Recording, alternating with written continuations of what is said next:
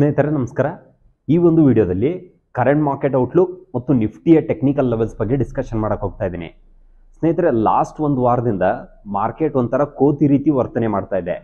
ಒಂದಿನ market positive ಅಲ್ಲಿ ಇರುತ್ತೆ, ನೆಕ್ಸ್ಟ್ ಡೇ ಇಮಿಡಿಯೇಟ್ ಆಗಿ ಮಾರ್ಕೆಟ್ ನೆಗೆಟಿವ್ ಬರುತ್ತೆ. ಸೊ ಓವರ್ ಆಗಿ ನೀವು ಮಾರ್ಕೆಟನ್ನು ಅಬ್ಸರ್ವ್ ಮಾಡಿದಾಗ ಅಲ್ಟಿಮೇಟ್ಲಿ ಮಾರ್ಕೆಟ್ ಮೇಲ್ಗಡೆನೆ ಬಂದಿದೆ.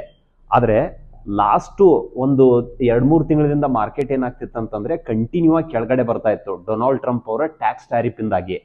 ಸೊ 25,000 ಲೆವೆಲ್ ಇಂದ ಮಾರ್ಕೆಟ್ 22,000 ಲೆವೆಲ್ ವರೆಗೂ ಬಂದಿತ್ತು. ಹತ್ರ 15% ಹೆಚ್ಚು ಕರೆಕ್ಷನ್ ಆಗಿತ್ತು. ಇಲ್ಲಿ ಮಾರ್ಕೆಟ್ ಬಂದಾಗ ಸುಮಾರು ಜನ ಏನು ಎಕ್ಸ್ಪೆಕ್ಟ್ ಮಾಡ್ತಾ ಇದ್ದಾರೆ ಅಂತಂದ್ರೆ ಮಾರ್ಕೆಟ್ ಬಂದ್ಬಿಟ್ಟು 22,000 ಇಂದ 21,000 ಬರ್ಬೋದು, 20,000 ಬರ್ಬೋದು ಅಂತ ಸುಮಾರು ಜನ ಎಕ್ಸ್ಪೆಕ್ಟ್ ಮಾಡ್ತಾ ಇದ್ರು. ಆದ್ರೆ ಮಾರ್ಕೆಟ್ನ ಒಂದು ಬ್ಯೂಟಿ ಏನಂತಂದ್ರೆ nobody can predict the exact bottom of the market. So within ಒಂದು 2 ತಿಂಗಳಲ್ಲಾಗಿ ಮಾರ್ಕೆಟ್ 22,000 ಇಂದ ಹತ್ರ ಇವಾಗ 25,000 ಲೆವೆಲ್ ಮೇಲ್ಗಡೆ ಟ್ರೇಡ್ ಆಗ್ತಿದೆ. ಸೊ ಲಾಸ್ಟ್ ಟೈಮ್ ಮಾರ್ಕೆಟ್ ಬಂದ್ಬಿಟ್ಟು 25,000 ಲೆವೆಲ್ ಹೋಗಿತ್ತು. ಯಾವಾಗ ಹೋಗಿತ್ತು ಅಂತಂದ್ರೆ ಡಿಸೆಂಬರ್ ತಿಂಗಳಲ್ಲಿ 25,000 ಲೆವೆಲ್ ಅಲ್ಲಿ ಇತ್ತು. ಸೊ ಅಲ್ಲಿಂದ ಕರೆಕ್ಷನ್ ಆಗಿ ವಿದಿನ್ ಒಂದು 5 ಮಂತ್ಸ್ ಅಲ್ಲಿ ಮಾರ್ಕೆಟ್ ಮತ್ತೆ 25,000 ಲೆವೆಲ್ಗೆ ಬಂದಿದೆ. ಸೊ ಮಾರ್ಕೆಟ್ ಇಷ್ಟು ಕನ್ಸಿಸ್ಟೆಂಟ್ ಆಗಿ ಮೇಲ್ ಬರೋದಕ್ಕೆ ಪ್ರಮುಖ ಕಾರಣ ಬಂದ್ಬಿಟ್ಟು foreign portfolio investors Indian equity market ನಲ್ಲಿ ಅಗ್ರೆಸಿವ್ ಆಗಿ ಇನ್ವೆಸ್ಟ್ಮೆಂಟ್ ಮಾಡ್ತಾ ಇದ್ದಾರೆ. Foreign portfolio investors Indian market ನಲ್ಲಿ ಮೇಜರ್ ರೋಲ್ ಅನ್ನ ಪ್ಲೇ ಮಾಡ್ತಾರೆ. ಅವರು ಯಾವಾಗ ಇಂಡಿಯನ್ ಇಕ್ವಿಟಿ ಮಾರ್ಕೆಟ್ ನಲ್ಲಿ ಇನ್ವೆಸ್ಟ್ಮೆಂಟ್ ಮಾಡ್ತಾರೆ ಮಾರ್ಕೆಟ್ ಮೇಲ್ಗಡೆ ಹೋಗುತ್ತೆ, ಯಾವಾಗ ಅವರು ಸೆಲ್ ಮಾಡ್ತಾರೆ ಮಾರ್ಕೆಟ್ ಕೆಳಗಡೆ ಬರುತ್ತೆ.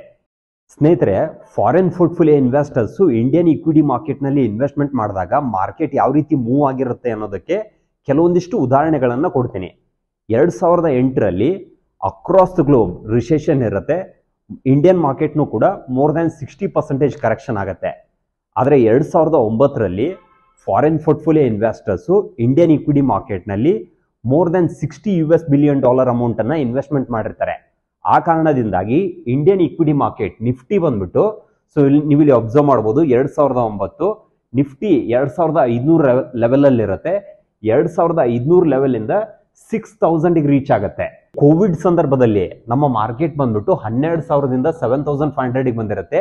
ಈ ಸಂದರ್ಭದಲ್ಲಿ foreign portfolio investors Indian equity market ನಲ್ಲಿ $38 ಬಿಲಿಯನ್ ಅಮೌಂಟ್ ಅನ್ನ ಇನ್ವೆಸ್ಟ್ಮೆಂಟ್ ಮಾಡ್ತಾರೆ.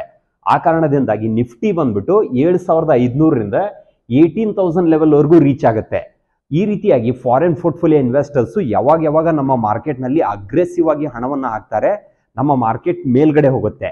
ಲಾಸ್ಟ್ ಒಂದು ತಿಂಗಳು 2 ತಿಂಗಳ ಡೇಟಾವನ್ನ ನಾವು ಅಬ್ಸರ್ವ್ ಮಾಡಿದಾಗ foreign portfolio investors Indian equity market ನಲ್ಲಿ ಮತ್ತೆ ಅಗ್ರೆಸಿವ್ ಆಗಿ ಇನ್ವೆಸ್ಟ್ಮೆಂಟ್ ಮಾಡ್ತಾ ಇದ್ದಾರೆ. ಇದರ ನೀವು ಇಲ್ಲಿ ಅಬ್ಸರ್ವ್ ಮಾಡಬಹುದು, ಫಾರಿನ್ ಪೋರ್ಟ್ಫೋಲಿಯೋ ಇನ್ವೆಸ್ಟರ್ಸ್ ಬೈಯಿಂಗ್ ಮತ್ತು ಸೆಲ್ಲಿಂಗ್ ಡೇಟಾನ ಫೆಬ್ರವರಿ ತಿಂಗಳಲ್ಲಿ ಡೊನಾಲ್ಡ್ ಟ್ರಂಪ್ ಅವರ ಟ್ಯಾಕ್ಸ್ ಟ್ಯಾರಿಫ್ ಇಂದಾಗಿ ಸೆಲ್ ಮಾಡ್ತಾ ಇದ್ರು. ಮಾರ್ಚ್ ತಿಂಗಳಲ್ಲಿ 2,000 ಕೋಟಿ ಇನ್ವೆಸ್ಟ್ಮೆಂಟ್ ಮಾಡಿದ್ದಾರೆ.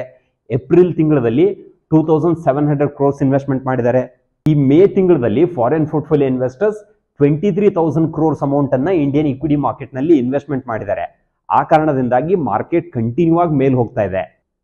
ಸ್ನೇಹಿತರೆ, ನಿಫ್ಟಿಯ ಟೆಕ್ನಿಕಲ್ ಲೆವೆಲ್ಸ್ ಗಳನ್ನ ನಾವು ಅಬ್ಸರ್ವ್ ಮಾಡೋದಾದ್ರೆ ಸದ್ಯಕ್ಕೆ ಮಾರ್ಕೆಟ್ ನಲ್ಲಿ 25,000 ಲೆವೆಲ್ ಇದೆಯಲ್ಲ, ಇದೊಂದು ರೆಸಿಸ್ಟೆನ್ಸ್ ಝೋನ್ ಆಗಿ ಆಕ್ಟ್ ಆಗ್ತಿದೆ.